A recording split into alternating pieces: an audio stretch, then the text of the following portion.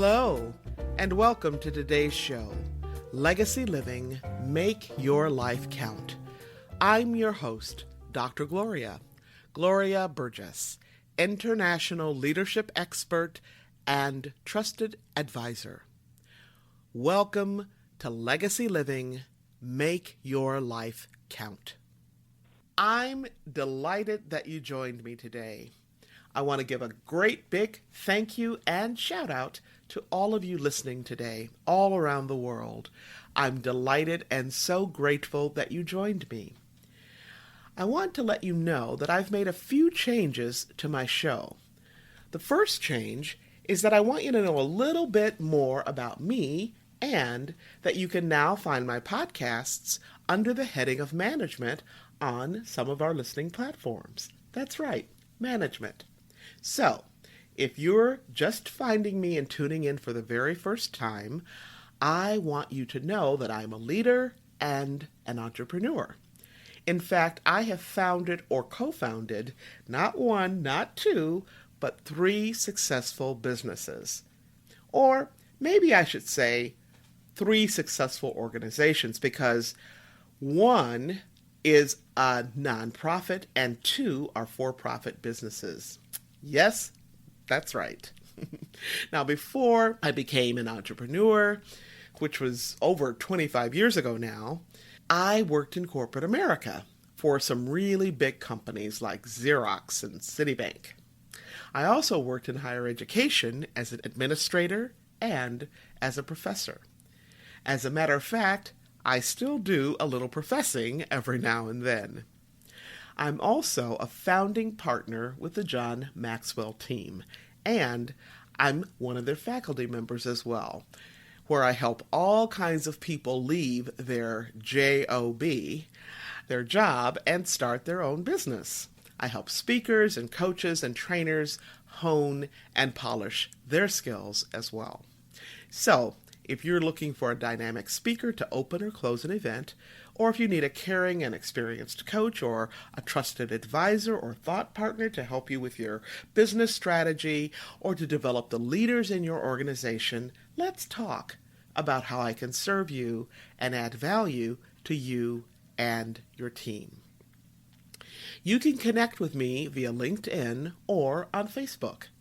On LinkedIn, just look me up. I'm Dr. Gloria J. Burgess. At Facebook, you can find me at facebook.com/DR for Doctor, DR Gloria Burgess, PhD. Now, if you'd prefer to connect with me via email, use this email address. Just type in info, at gloriaburgess.com. All right? Great. So again, I'm delighted and so very grateful that you joined me today. I sure hope you're enjoying a fabulous day and that you're having a fantastic week. Because you know what? In the grand song of the universe, life is very, very short. It's short and sweet and very precious. So I hope you're making a difference in your own life. Because you know what?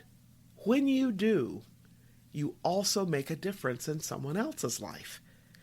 Now, a lot of folks really want to make their life count for something, but they don't know how, or it just seems so big and overwhelming, they don't know how or where to begin. So they ask me, Dr. Gloria, how do you do that? How do you make your life count? Well, let me tell you, it's very simple, very, very simple.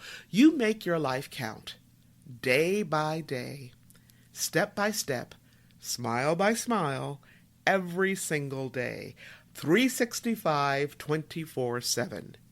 You make your life count by making real connections with people. Now, don't get me wrong, social media is great for some things, but in your real everyday life, do you want followers, or do you want to be connected with real people? Do you want air friends, or do you want real friends you can actually talk with and be with? Can I just tell you something? When life throws you a curve, You want people who know you and love you, not just people who friend you and like you, right? I know you know what I'm talking about. I know that I'm talking to somebody out there, okay? Now, you can make a huge difference in somebody's life today. How? You can make a difference simply by being grateful. That's right, by being grateful. Grateful for who you are, whose you are, and by being grateful that when you know whose you are, you can lead with a sense of steadiness and purpose. You can lead with courage and confidence. You can lead with mastery through any situation. Now, I'm going to stop right here for just a minute. I know that some of you are wondering, is this Dr. Gloria talking to me? Because you may not even think of yourself as a leader. Maybe you're a doctor or nurse or teacher, or maybe, like me, you're an entrepreneur or an artist. Or maybe you're a student in college or high school and you have no idea what you want to be or do after you graduate. Well, let me tell you this. It does not matter what you do in your professional life, and it doesn't matter what life stage you're in. You are a leader. Now, how can I say that with such clarity and conviction and confidence? Here's the thing. If you are participating in this wonderful adventure we call life, then guess what? You are a leader. Maybe, just maybe, you are the only person you're leading at the moment. But somebody has to be in charge, right? And that's you. You are in charge of yourself. So, you can make a difference in your own life, and you can also make a difference in someone else's life. When you know how to lead yourself, you can take that knowledge and transfer it. You can transfer those skills and competencies so you can lead in any circumstance. Now, today we are going to talk about how to do just that. Specifically, we're going to talk about leadership and gratitude. I am going to share with you about the mindset of a great leader. This mindset is summed up quite nicely in this wonderful quote from Max Dupree. Here's what he says. Dupree reminds us that the very first responsibility of a leader is to define reality. And the last responsibility of a leader? The last responsibility is to say thank you. And in between, he says, the leader is a servant. Now I'm going to repeat that. The first responsibility of a leader is to define reality. And the last responsibility is to say thank you. And in between, the leader is a servant. Now let me unpack this just a bit. What Dupree is saying here is the first aspect in the mindset of a great leader. Okay, and that's what? To define reality. Now this simply means that you have to have a clear grasp of what's happening around you and within you. And you must have the ability to clearly communicate, to clearly articulate what's happening around you and within you. The second aspect in the mindset of a great leader is gratitude. Now, how many times have you heard me talk about gratitude on this show, right? If you're my daughter or one of my clients or one of my students or my husband, you've heard me say any number of times that gratitude is one of the greatest gifts you can give to anyone. I'll say a little bit more about that later in the show. The third aspect of the mindset of a great leader is to be a servant. So in between defining reality and saying thank you, the leader is a servant. Now today I want to focus on that very special responsibility that we have as leaders, and that's saying thank you.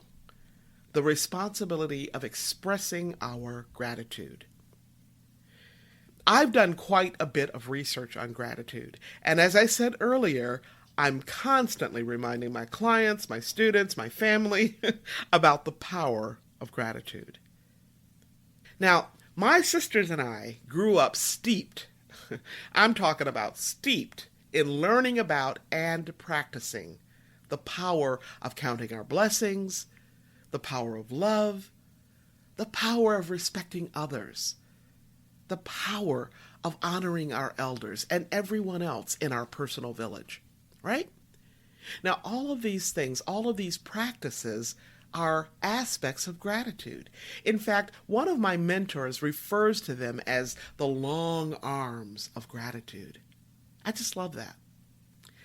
Several years ago, I read an article that talked about Marshall Ramsey, an editorial cartoonist. Now, apparently, when he was a young boy, his mother would give him a pencil and a piece of paper in order to keep him quiet during church service. She was an art teacher, and Ramsey must have learned a few things about art from her along the way to his 2 Pulitzer Prize nominations as a cartoonist. When he left his position as editorial cartoonist at the Clarion Ledger in Jackson, Mississippi, Ramsey actually expressed his gratitude for those 2 Pulitzer Prize nominations.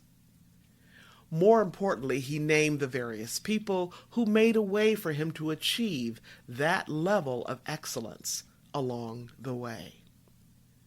But several years earlier, when he was asked to list what he was most grateful for, those nominations were not on the list. So what was? What did he actually put on that list? Well, here we go.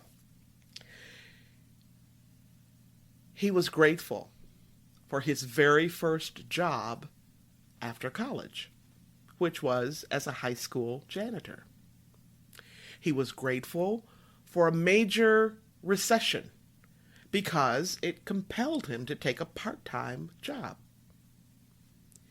He was grateful for being diagnosed with cancer, with melanoma. He was also grateful for the folks who didn't have his back, for the folks who didn't believe in him. Now, what do all of these things have in common? Well, they sound kind of like snags or bumps in the road, don't they? But you know what? When we hit bumps in the road, those bumps are actually very special moments. Why? Because they give us an opportunity to take a closer look at the bumps. That's right. Because behind every bump, there is a blessing. You see, in his first job out of college, he worked as a janitor, just like my dad. And because of that particular job, Mr. Ramsey met the woman he would later marry. How did that happen? Well, she was the daughter of a fellow janitor. Now, how cool is that? You know, some folks, when they lose their jobs, they just get grumpy. All of a sudden, they find they have all of this spare time on their hands. But instead of making use of that time, they just get grouchy. Well, not Ramsey. When he got laid off, he used his spare time to launch a second career. And when he received his diagnosis that he had cancer, he decided to reach out and help others. He actually decided to help raise awareness about melanoma. Now, I just love that. Here he was with a cancer diagnosis, and instead of having a pity party, well, he probably did have a pity party, but instead of dwelling in that place of pity, he was inspired to reach out to help save other people's lives. Now, we all encounter folks in our life who don't believe in us, right? Sometimes it's our classmates, sometimes it's a teacher, sometimes it's people in our own family. But, you know what? This guy didn't let those folks stand in his way. He was handed a bunch of lemons, right? But he knew how to make lemonade. Now, I share this with you because as leaders, sometimes we get a bunch of lemons. Sometimes we hit a lot of bumps in the road. Sometimes it just seems like one thing after another crops up in our lives. And the best response is not to throw a pity party, right? Well, we can throw one, but we can't wallow in pity. Our next best response is, guess what? That's right, it's gratitude.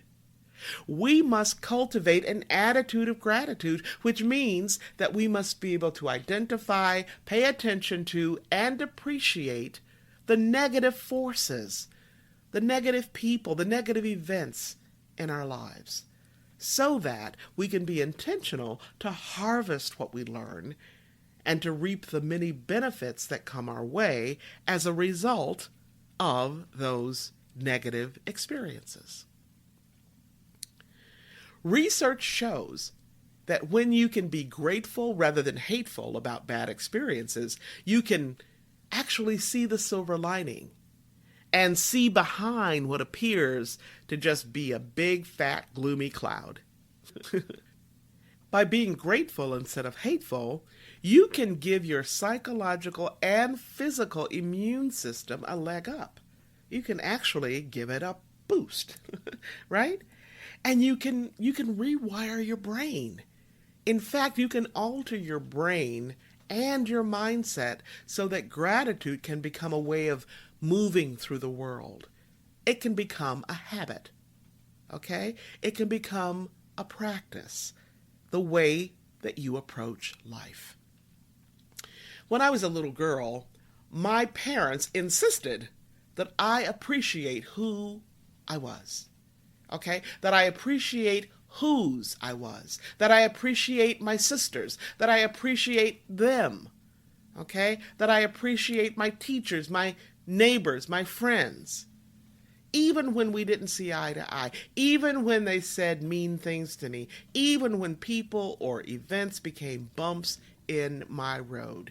They insisted because they knew it would transform me. Right? It would also make me stronger, more loving, more caring. They probably knew that they were equipping me for life and for leading myself and eventually others. Now, today's research is now documenting what my parents learned from their parents, who learned it from their parents, right? Here's what I know, and here's what the research shows. Before you can count your bumps as blessings, you first have to learn how to be grateful for the bump. Okay? And here's the best way to do that. Instead of viewing the bump as a bump, reframe it. Reframe your bump as a blessing. Now that's a great practice, a great habit. I also like to share what you must do before you reframe. So this is the work before the work, right? And so what I want to tell you is that it's also helpful to look for the good in your life, okay, as a practice as well. So look for the good things in your life. Look for the good people. Look for the good moments and celebrate those. So when your life is going smoothly, when your life is going well, when you feel like you're on top of the world, that's what I'm talking about. Now, why is that helpful? Because when you practice looking for the positive, looking for the good, you're actually training yourself to see the gifts in your life, the blessings in your life. If you can see these gifts when times are good, you can more easily find them when your road gets bumpy. Make sense? All right. In one of my books, this one's called Dare to Wear Your Soul on the Outside, I have an entire chapter just focused on gratitude, right? Now, one of the people I'm grateful for, and one of the people I quote in my book, is Dr. Richard Emmons. He is a preeminent expert on gratitude. Along with other scholars, he tells us that keeping a gratitude journal is actually good for us. In fact, it's really good for you. Here are some of the many benefits for the people who keep a gratitude journal. These people are happier, they're healthier physically, mentally, emotionally, and spiritually. They're nicer, they're more optimistic. Guess what? They have more energy, they have less pain, they have a more positive attitude, and they sleep better. How cool is that? I can't tell you how many of my clients I encourage to keep gratitude journals, especially my coaching clients, especially my students, right? All right?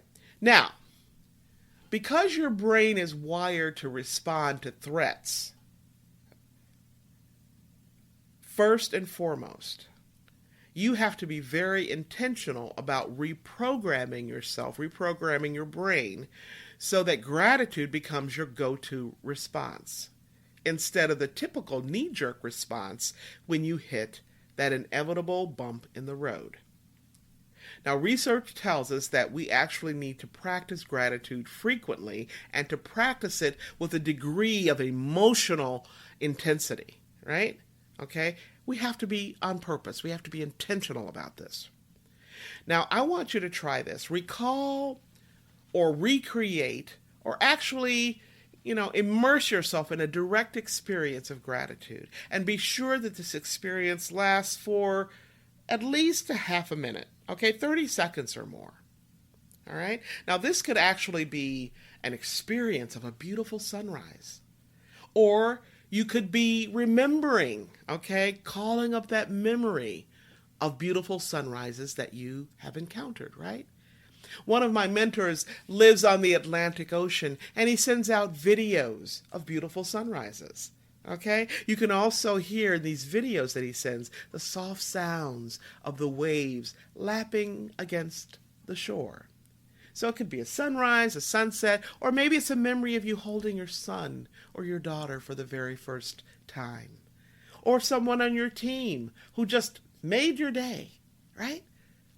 So once you have whatever experience it is that you are grateful for, then I want you to feel that sense of gratitude in your body, okay? I want you to actually feel those feel-good emotions that come from gratitude. And I want you to welcome them and be on purpose. Be intentional to locate in your body that sense of gratitude, somewhere specific in your body. Maybe it's running through your fingers or your chest or your throat or your head or your feet. Okay, and then I just want you to revel. Just rejoice in the positive emotions and that sensation that's running through your body. Okay? And then I want you to just let yourself lean into it. Okay? Lean into that gratitude. In other words, let yourself go. Surrender. Give it up. Surrender yourself to gratitude. This will help the sensation and the felt memory of gratitude go deep, deep, and deeper into your brain. Now, some of you are probably saying, well, you know what? I can't do this gratitude thing. I just don't have anything or anyone to be grateful for. Well, let me tell you, if you have breath in your body, that is sufficient reason to be grateful. Can I hear an amen? And here's some more good news. Most of you know about the movie called It's a Wonderful Life. Now, this is one of my favorites. If you don't know about it, it's a lovely, heartwarming story about a guy who comes to understand how horrible life would have been for all the people in his life if he had not been born, if he had not been part of their lives. Now, research actually tells us that when you really take a close look at the lessons you've learned, when you really search for that silver lining behind the dark clouds in your life, then you remember where you are in your life at this particular point, at this moment in time, then the way that you see things actually begins to shift. In fact, Remembering the trials, the tribulations, the suffering, the difficulties, the losses, the traumas, helps us know that now that we're on the other side of those hardships, the bright spots happened because of the difficulty.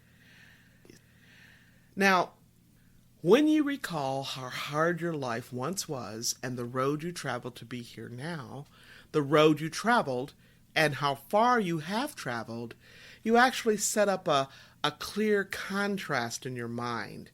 And this contrast becomes a wonderful soil for gratefulness to take root in and to blossom. Did you know that gratitude is actually one of the many aspects of resilience? Now, before we talked about the long arms of gratitude, well, resilience is one of those arms, right? So that means that when the hard times set in, gratitude can help you bounce back better. Okay, that's what resilience is all about, being able to bounce back after stress or hardship or difficulty. And it also means that you'll be able to pinpoint the positive when life throws you a curveball. As an element of resilience, gratitude helps you recover from adversity.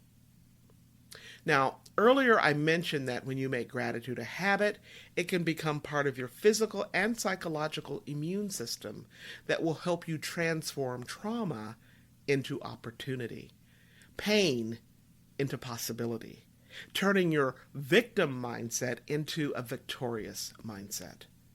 So when something awful occurs in your life, I want you to stop, look, and listen. Then ask yourself, what is the lesson in this for me? What's the silver lining here? What's the rainbow that I can find? Right? How can I turn these lemons into lemonade? In other words, how can I be grateful for this awful event or person or moment or circumstance? How can I be grateful for this adversity? And then how can I flip it and reframe it and be thankful for it? All right. If you learned something in the show today, be sure to tell somebody. I want you to share the wealth. Share it with your friends, your family, your coworkers, so they can be lifted up and inspired and equipped just like you.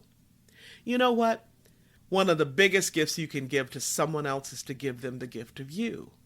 It is to use your gifts, your talents, and your signature presence that exists nowhere else on the planet. So ask yourself, how will I use my leadership to reimagine my team, my law practice, my police force, my city council, my school building?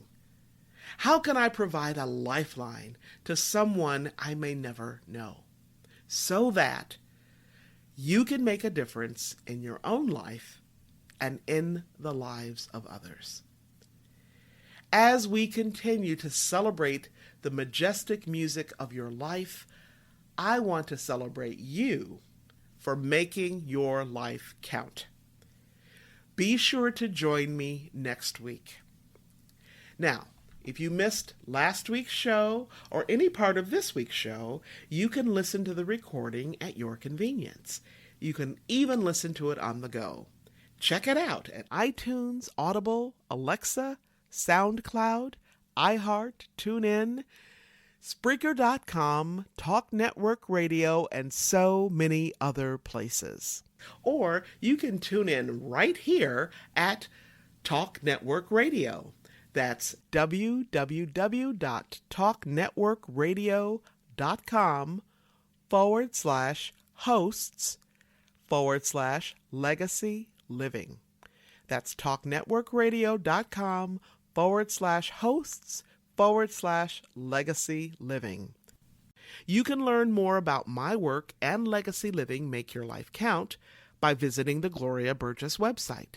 And As I've mentioned before, if you love to be inspired, you can actually subscribe to my inspirations right on my website. Just scroll down a little bit, look on the right sidebar until you see the place to add your email address to subscribe to my weekly inspirations. It's that simple. Each week, you get a lovely photograph and a short quotation that inspires you. You can also find me on the TEDx site and listen to one of my TED Talks. Just type in my name to find me there. Okay? All right. Now, before I close today's show, I want to thank each of you for tuning in, for allowing me to share a bit about my journey with what legacy living is all about. Not just living and learning, but living and learning and serving so that you make a difference in your own life and in the lives of others. It's about being on purpose every single day, 365, 24/7. Legacy living is a powerful way to make your life count. I'm your host, Dr. Gloria Burgess. Please join me again next time, right here, for another segment of Legacy Living, Make Your Life Count. Don't just count the days in your life. Make the days in your life count. That's what legacy living is all about. Have a fantastic day, and remember, make the days in your life count. God bless you.